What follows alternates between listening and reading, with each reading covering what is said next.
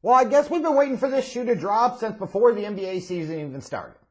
So we probably shouldn't be that surprised when Cheeseburger Harden is trying to eat himself out of Houston and try to strip club himself out of Houston and be a malcontent until he gets out of Houston, that the Rockets organization was going to get to a point that they felt like they had no choice and it was time to cut ties. It was time to move on. And boy, did they move on. And boy, was this a blockbuster of a deal that went down yesterday. A 4-team deal with obviously the biggest piece of all of that being the Houston Rockets sending James Harden to the Brooklyn Nets. The Nets, who have Kevin Durant, who have, when he wants to be there or doesn't violate COVID protocols, Kyrie Irving. And now they have added a former league MVP, one of the premier perimeter scorers in the game, James Harden, to the mix. This has been a rumored preferred destination for James Harden for a while now. It's been a rumored destination for quite a bit. It sounded like the Sixers at one point were making some type of offer, but when you look at what the Nets ultimately gave up in order to facilitate this, it seems like they were the clear winners of the sweepstakes to get James Harden. Now, does that make them clear winners of this whole scenario is an entirely different thing. So if we look at how this deal went down, actually 4-team deal, like I mentioned, involving the Rockets and the Nets, but also the Pacers and the Cavaliers. For the Cavaliers, they get Jared Allen and Taurean Prince back. Jared Allen's the big get here, former first-round pick of the Nets. It's the first and only first-round pick that team had for a while. And now you get Jared Allen to come into the fold to a young rebuilding Cavs team. Not a bad acquisition for them. But they have to give up that unprotected Milwaukee first rounder in 2022. That's probably going to be pretty low in the draft anyways. I certainly would trade that in order to get a guy like Jared Allen. For the Pacers, you send Victor Oladipo to the Rockets. He wasn't happy in Indianapolis. He's in a contract year, and in the process, you get back another young scoring wing in a Karis LeVert, and you've got some control over him in terms of the contract, a future second rounder. Like the Pacers and the Cavs kind of coming in here and sniping off pieces, did, I think, pretty well for themselves. And then you look at the Houston Rockets. They get Oladipo, who's going to be playing for a contract, and you certainly would hope that he'd be happier playing in Houston than he was in Indianapolis. Dante Exum, Rodion Kurucs. But the biggest piece of all, obviously, for the Rockets in this whole deal, the whole thing, was about how much draft pick capital they could get, how they could set themselves up for the future. Because when you trade a guy like James Harden, you don't want to just give him away for peanuts. And they certainly did it. He's got 3 future Brooklyn first-round picks coming to him, all unprotected. That's in 2022, 2024, 2026.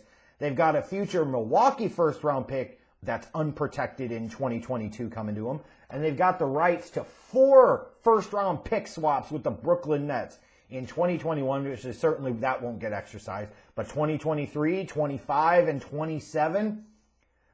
For those that were praising Sam Presti for all the moves that he made and all the picks that he acquired for the Oklahoma City Thunder, this was big work by the Rockets to make the best out of a really bad situation, because you would assume that the Rockets didn't have a ton of leverage here. They couldn't keep James Harden. James Harden didn't want to be there. Other teams in the league had to know the desperation to get rid of him. So either the Rockets were able to get the Nets to really outbid themselves, or they were able to leverage the Sixers successfully to get maximum leverage out of the Nets here. But lo and behold, James Harden is a Brooklyn Net. And I guess the big question is going to be, will this work? Is it worth it? Now, let me say this first, is that you've already had made the moves in free agency before to bring in Kevin Durant and Kyrie Irving. And after this season, you've got another season on their contracts before their player options potentially come into play. So realistically, now that you have Durant back off of the Achilles injury, you had a 2-year window. When you bring those 2 guys in, you're not bringing them in to be a 4 or 5 seed in the Eastern Conference. You're bringing them in because you want to have a championship contending team. You want to win an NBA championship. Maybe more than one, but at least one. And if you feel like acquiring a big-time perimeter marquee player like a James Harden gives you both an insurance policy against the inevitable shenanigans and I don't know what in the flat earth Kyrie Irving is frickin' doing, or you just want to add another guy into the mix, but you've got insurance in the meantime. Like, don't you have to make the deal? Regardless of how it impacts you in the future. Regardless of how much you gave up. If James Harden brings one title to the Brooklyn Nets, this has to be entirely viewed as worth it, correct? Correct? Right? Because you got three things you could be. You could be incredibly terrible, but trying to get a marquee pick that will help change your franchise. You could be a championship contender trying to win a ring, or you could be middle of the pack, which is the most irrelevant place to be because you're not going to be a contender and you're not in a place where you can get somebody that can really change the fortune of your organization, by and large. So the Brooklyn Nets had already kind of sort of made a decision that they were going to be all in. And I think especially once they had the injury to Spencer Dinwiddie, that certainly accelerated the process here. You have to go the distance. You have to go all in. And you have to hope to God this works out. Now, for those that are comparing this to the Kevin Garnett and Paul Pierce deal from several years back, I think that was a little different. Paul Pierce and Kevin Garnett, we all knew they were close to the end of their rope. They were, especially KG. Like, they were pretty close to done. And even when the Nets made those deals, you never really felt like that was enough to put them over the hump. It felt like a really dumb deal that sunk this organization several seasons. Like, it hurt them, and it hurt them bad. Right? I think this is a little different. You're adding an MVP caliber player, one of the premier perimeter scorers in the league. Like, when that opportunity becomes available, you almost have to do it. But man, there is a lot of risk, and there is a lot that I question about this deal. Number one, will you have enough basketballs to go around? With Durant, with Kyrie, and Harden, especially if all three are on the floor at the same time? How well are these guys going to play together? Offensively. And then defensively, by giving up guys like Jarrett Allen, by depleting your bench the way you have, how are you going to be able to hold anybody down defensively? Like, James Harden's better defensively when he gives a crap than he was maybe 4 or 5 years ago, but he's still not very good. This will not be a good defensive team, so they're going to have to sit there and they're going to have to hit shots. They're going to have to score a lot because they're not going to be able to stop anyone. Like, now you've gotten rid of Jarrett Allen, who was your best big man. That's not a small loss. That's a sizable loss for them. And you already don't have Dinwiddie. And you lose in this process Karis LeVert. Like, where's the ball movement going to come from? Where's the flow and rhythm on offense going to come from? How are these guys going to be able to intermix on the court? How's that all going to work? And then defensively, how in the hell are they going to be able to stop anybody? Right? And here would be the thing. I would feel entirely different about this if you were saying this was a LeBron James, let's say, from 4 or 5 years ago, like early 30s LeBron coming off of the championship in Cleveland and so forth. I would say, hey, you know what? LeBron's got his flaws, but he's also one of the all-time greatest players in league history. He's also won multiple championships, and he's had sporadic moments where he's played big in some big spots. Other times he certainly didn't, but at least you had some history of it.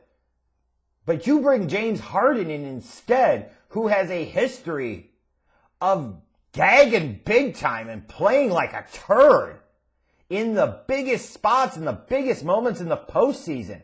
And that's not a narrative, that's a reality. So now you're bringing in a guy that's never won a ring, that when he was the featured guy in Houston, never really got that close to one. And you're expecting him to make the difference with a couple of guys that Durant had to leave OKC to go to the enemy because he wasn't good enough to beat him with the team that he had in OKC in order to win a couple of rings. You had to sit there with Kyrie and have LeBron come back to Cleveland so Kyrie could be a great number 2, but a number 2 nonetheless in order to win. Like, none of these guys have been the true absolute marquee dude for their franchises when they have won rings. Kyrie wasn't that. And Durant, you might argue, was the best player on that Warriors team once he got there. That's true.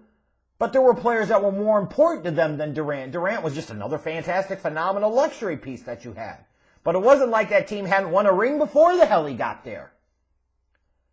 And now you bring James Harden in the mix. He has none of that championship experience of any kind. But all of a sudden, he's going to be the guy that makes the difference. He's going to be the guy that puts you over the top. He better. You got 2 years. Because for all three of these guys, after the 2022 season, they all got player options. So they could either opt in for another year, or they could sit there and opt out and try and go on the open market and leave. Like, you better hope this works out, if not this season, next season for sure. Otherwise, this is going to look like one of the truly stupid trades in NBA history. You basically have given up control of your first-round picks either via flat-out trading them away or giving up the rights to swap in future years through 2027. That is a big, severe, significant price to pay. You had to get rid of Karis LeVert and Jared Allen, two of your young kind of core foundational secondary pieces on your team, in order to make this happen. Personally, I wish this was the Knicks in this spot. Because the sense of regret I have about all this is, yes, it's a New York team, but it's the Nets, so frankly, who gives a crap about them? But if this was the Knicks, and you were talking about the Garden, and you were talking about this organization after so many years of irrelevancy and stupidity and just crappy basketball, now you're talking about a New York Knicks team lining up Durant and Kyrie and James Harden. Like, we want that drama. We want to see that. What's the Nets like? Who the hell cares about the Nets? This better work. Because if it doesn't, this is going to be clown school shit that will put that Pierce and Garnett trade into perspective, as bad as that was, and make that look a whole lot better by comparison. And as far as the thing of, well, James will come in and he'll get right mentally and so forth, like, these guys, sometimes you want to give them the benefit of the doubt and believe that they will just turn it on and they'll give a shit all of a sudden. But sometimes when they deal with adverse situations, it's a better indication of the quality of character or the lack of quality of character of the individual. Like, is all of a sudden James Harden going to get into shape? I mean, really? Like, is James Harden going to potentially be willing to be deferential to Durant or Kyrie or both? Are Durant and Kyrie potentially going to be able to be deferential to Harden? For Kyrie, like, you had problems being Robin to LeBron James. Now you're basically going to be fucking Alfred to Harden and Durant. How's all that going to work? What on flat earth is going on here? For the Pacers, hey, you got rid of Oladipo and you got somebody that you have under contract a little bit longer and a good promising young wing. Good deal. For the Cavs, you gave up a low first-round pick that didn't really belong to you to begin with. You just got it. And then you've got Jared Allen in the fold and Prince. Okay. That's not bad. That's good as a throw-in piece here. And for the Houston Rockets, a situation you would think they didn't have much leverage. It certainly seems like, based off of the package they got, they had enough leverage to get a massive deal done. Like, these are the types of deals that in the short term suck. In the short term make you look bad. In the short term can be really, really unfortunate. But in the long term, with the key being execution and how things play out, and what you do with what you've got. Like, the Houston Rockets in a few years could be set up better than they ever were under James Harden's time in that city. Flat out. That's a lot of ability to swap picks with a Brooklyn team that in a few years could be really, really, really, really bad. Like, take advantage of it like the Celtics did and build yourself a championship contender. That's what the Houston Rockets could be. So they absolutely had to make this deal. Like I said, for the Nets, from a basketball standpoint, I question if it works. But on the other hand, damn, like, if you got Harden available and you can make it happen, you almost owe it to yourself. You've already went all in. You really need to go all in. You just better hope to God it works. Because once these guys are gone, you have no future. So if you're going to sell out the future, then you better win a Larry O'Brien trophy or two, or all of this was one just gigantic, stupid waste of time.